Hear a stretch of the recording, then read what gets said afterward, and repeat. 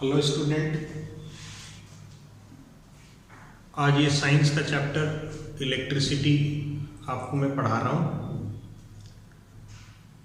तो आपको इस चैनल में फिर से वेलकम करता हूँ और अपना प्रयास कर रहा हूँ जिससे कि आपका प्रॉब्लम्स जो है वो इस लॉकडाउन में सॉल्व हो जाए या आने वाले टाइम में भी कुछ स्टूडेंट के लिए हेल्पफुल हो। इलेक्ट्रिसिटी एक काफ़ी इम्पोर्टेंट चैप्टर है जिसका वेटेज भी काफ़ी ज़्यादा है। तो इस पे स्टार्ट करने से पहले मैं आपको बता दूं कि इलेक्ट्रिसिटी जो है हमारे डेली लाइफ में काफ़ी यूज़फुल है। आप इमेजिन नहीं कर सकते इलेक्ट्रिसिटी को छोड़ करके कि हम किस तरह से अपने आप को सरवाइव कर सकते हैं। इसलिए इलेक्ट्रिसिटी हमारे लिए काफ़ी इम्पोर्टेंट है। अब लाइफ के हर स्टेज में, जैसे मोबाइल चार्ज करना है, लैपटॉप चलाना है, टीवी चलाना है, फ्रिज चलाना है, मतलब कि जो भी ऑन करना है, अगर आप उनको जो भी हमारे इलेक्ट्रिकल डिवाइस हैं वो तभी चल सकते हैं जब इलेक्ट्रिसिटी हो। इसलिए हमारे एक तरह से लाइफ का ये मेन पार्ट हो गया है। अब हम इसके बारे में समझना चाहेंगे कि आखिर ये इलेक्ट्रिसिटी वायर में तो चलती है लेकिन बाहर से तो कुछ दिखती नहीं है। तो हम इसके बारे में कैसे महसूस करते हैं? केवल इफेक्ट से इसके, कि जैसे ही स्विच ऑन करेंगे लाइट जो है ऑन हो जाएगी, जैसे ही स्विच ऑन करेंगे जो कोई डिवाइस जो है ऑन हो जाएगी। तो इसके प्रभाव से हम इसको अंडरस्टैंड करते हैं कि इलेक्ट्रिसिटी है।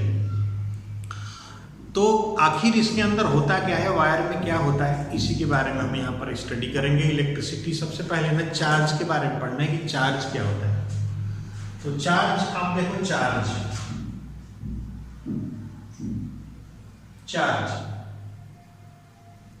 It is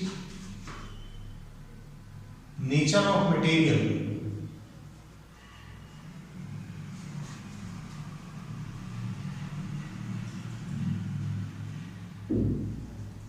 due to this nature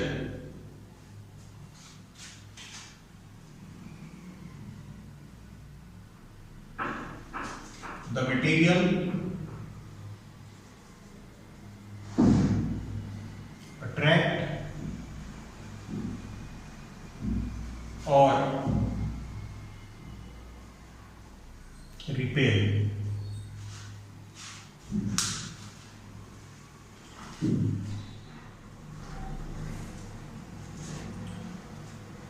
अब यहाँ पर स्टूडेंट देखिए कि यहाँ पर आप देख रहे हैं कि ये कुछ ऐसे स्पेशल मटेरियल्स होते हैं और ये मटेरियल्स सब्सटेंस को या तो एक दूसरे से अट्रैक्ट करते हैं या रिपेल करते हैं। जैसे कि एग्जांपल्स आप इसको ले सकते हैं कि जब आप ड्राई हेयर को एक प्लास्टिक कोम से रब करते हैं तो प्लास्टिक कोम्स जो होती है ना वो थोड़ा छोटे छोटे कागज के टुकड़ों को अपनी तरफ अट्रैक्ट कर लेती है।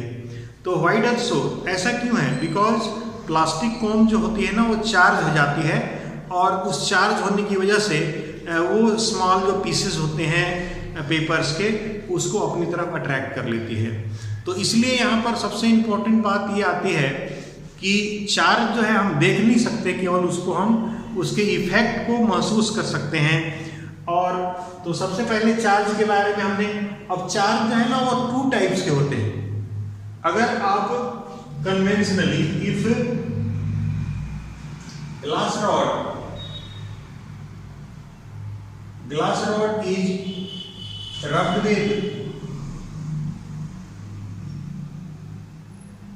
silk,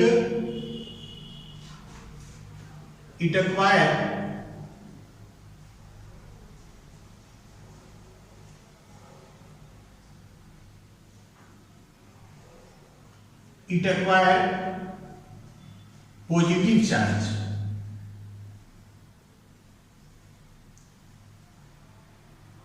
ये and when ebonite rod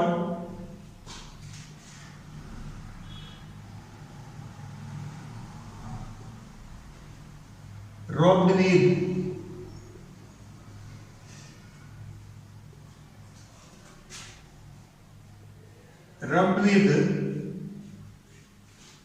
fur it acquire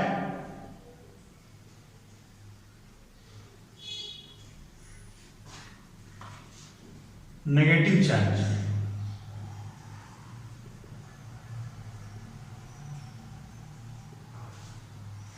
अब ये जो नेगेटिव और पॉजिटिव चार्ज है ये कॉन्वेंशनली है, मतलब ऐसा किसी ने देखा नहीं था कि उसके ऊपर पॉजिटिव चार्ज है कि नेगेटिव चार्ज है। एक्चुअली ये दोनों अपोजिट चार्ज थे। जब ये दोनों ग्लास रॉड को और जब एवोनाइट रॉड को फर से और सिल्क से रब करने के बाद एक दूसरे के पास लाया जाता है तो ये एक दूसरे को अट्रैक्ट करते हैं, मतलब दोनों पर अपोजिट चार्ज है। तो कन्वेंशनली उस समय किसी को पता नहीं था ऐसा हो रहा था, तो इसलिए कन्वेंशनली इसके ग्लास रॉड के ऊपर जो चार्ज एक्वायर होता है उसको हम मान लेते हैं कि वो चार्ज पॉजिटिव है, और जो एवोनाइट रॉड के ऊपर चार्ज एक्वायर हो जाता है उसको मान लेते हैं कि वो नेगेटिव चार्ज है। तो इस तरह से हमने चार्ज के बारे में पढ़ लिया। चार्ज के बीच में जो फोर्स लगता है उसको भी एक स्पेसिफिक फॉर्मूले से जाना जाता है जो हम हायर क्लासेस में पढ़ेंगे। अब हम यहाँ पर इलेक्ट्रिसिटी जो पास होती है ना, उसको हम कैसे पास होती है इलेक्ट्रिसिटी, तो यूजुअली आपने देखा हो कि आपके घरों में इलेक्ट्रिक वायर प्रेजेंट होती है और उस वायर के अंदर इलेक्ट्रिसिटी पास होती है और उस वायर को हम इलेक्ट्रिक सर्किट कहते हैं। तो यहाँ पर एक अलग डेफिनेशन आता है इलेक्ट्रिक सर्किट का। इलेक्ट्रिक सर्किट, इलेक्ट्रिक सर्किट क्या होता है? इसमें आता है closed end continuous path, a closed and continuous path of electric current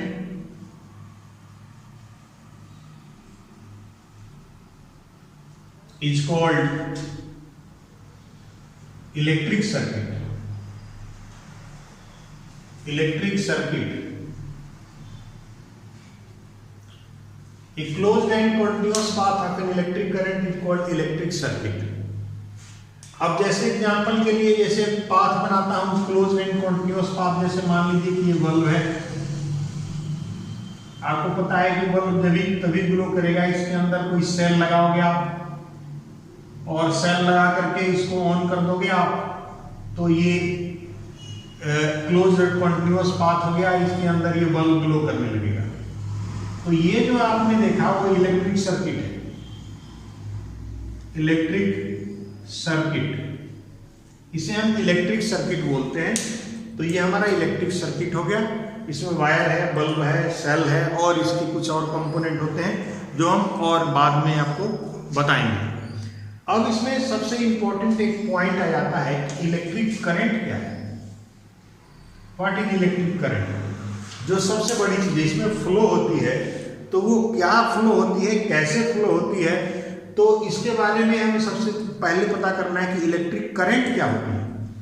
तो अगर हम इलेक्ट्रिक करंट के बारे में देखें तो इसमें कहा जाता है कि इलेक्ट्रिक करंट जो है वो क्या होता है। इलेक्ट्रिक करंट देखिए, electric current, electric current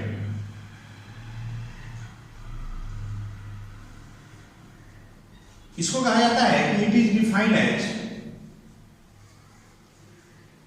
it is defined as,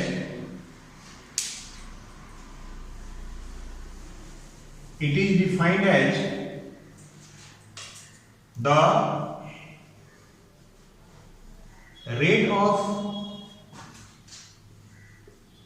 flow of electrons और चार्जेस।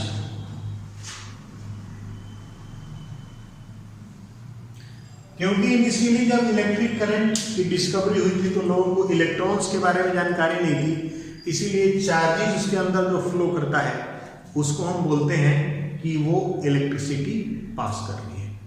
अब यहाँ पर इलेक्ट्रिक करंट जो है टू टाइप्स के हैं, एक होता है इलेक्ट्रॉनिक करंट और एक होता है कन्वेंशनल करंट। एक्चुअली में दोनों एक ही चीज है, लेकिन कन्वेंशनल में आप देखोगे कि जो इलेक्ट्रिक करंट का पाथ है वो पॉजिटिव नेगेटिव है, लेकिन एक्चुअली में जब इलेक्ट्रॉन की डिस्कवरी हुई तो उस समय पता चला कि इलेक्ट्रिक करंट जो है वह नेगेटिव टर्मिनल से पॉजिटिव टर्मिनल की तरफ फ्लो करते हैं, इसलिए इलेक्ट्रॉन्स का फ्लो हमेशा नेगेटिव से पॉजिटिव की तरफ होगा। इसमें इन electric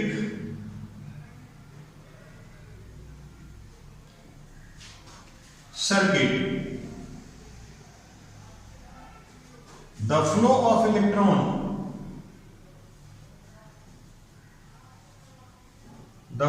of electron is from negative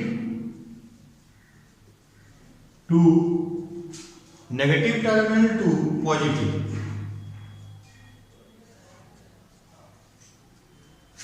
तो this is called flow of electron and this is called electronic current. It is called electronic current means आप कभी भी आज भी इलेक्ट्रिक सर्किट में देखोगे तो पॉजिटिव से नेगेटिव दिखाया जाता है इलेक्ट्रिक करंट की direction.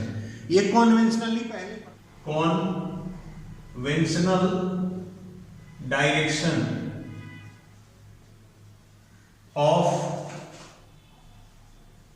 Electric current is from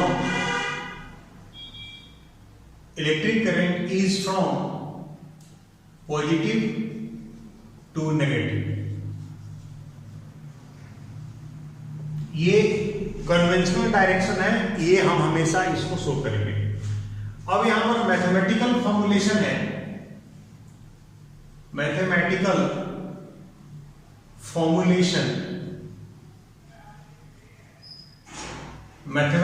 formulation of electric current. इसी लिख रहा हूं इलेक्ट्रिक करंट। तो आप देखोगे कि हमने अभी डेफिनेशन बताया था कि rate of flow of charge और electron that is called electric current. तो इसमें आप लिखोगे कि लेट क्यों, एक मान लीजिए कि कोई क्रॉस सेक्शन है वायर का, ये है क्रॉस सेक्शन वायर का, क्रॉस सेक्शन, और इस क्रॉस सेक्शन से Q coulomb charge t second में निकलता है, t सेकेंड में निकलता है। If late Q coulomb charge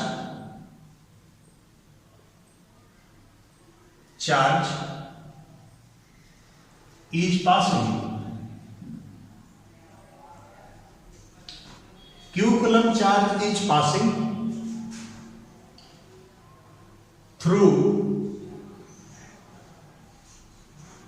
the cross section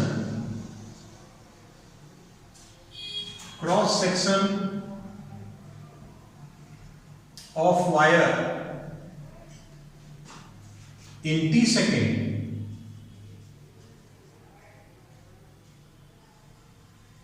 then electric current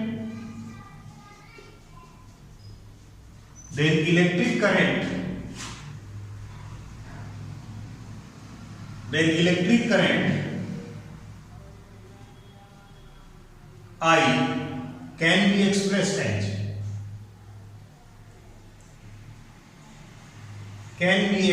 as I equal to Q upon T।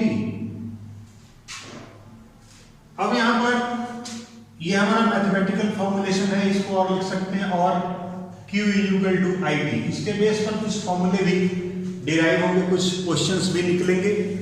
अब हम इसके बेसिस पर इलेक्ट्रिक करंट, यहां पर आप देखिए कूलम जो है ना वो चार्ज का ऐसा यूनिट होता है। Here coulomb is SI unit of charge। It is denoted by C।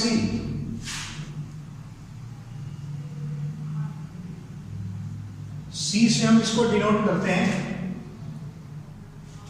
और चार्ज जो है वह एक, तो आप आप इस तरह से, और इसका एसआई यूनिट जो है, इसलिए अगर आप इसको लिखोगे यहां पर करंट आई, करंट का SI unit, SI unit of current, electric current मतलब is ampere,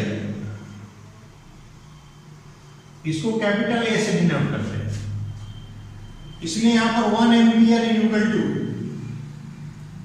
1 coulomb upon 1 second होता है। That is if 1 coulomb charge, if 1 coulomb charge is passed through a cross section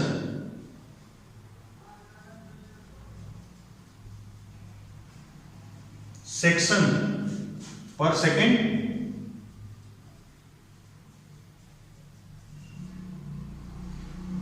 then the amount of electric current, amount of electric current is 1 ampere। अब ये ampere जो electric current होती है, electric current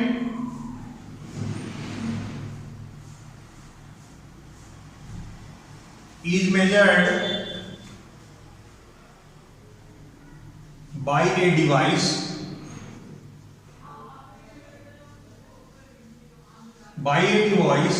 called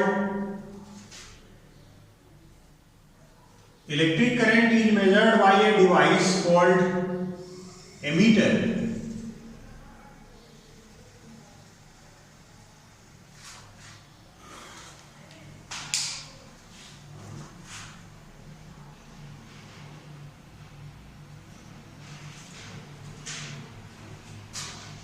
और इसे हमेशा it is connected in circuit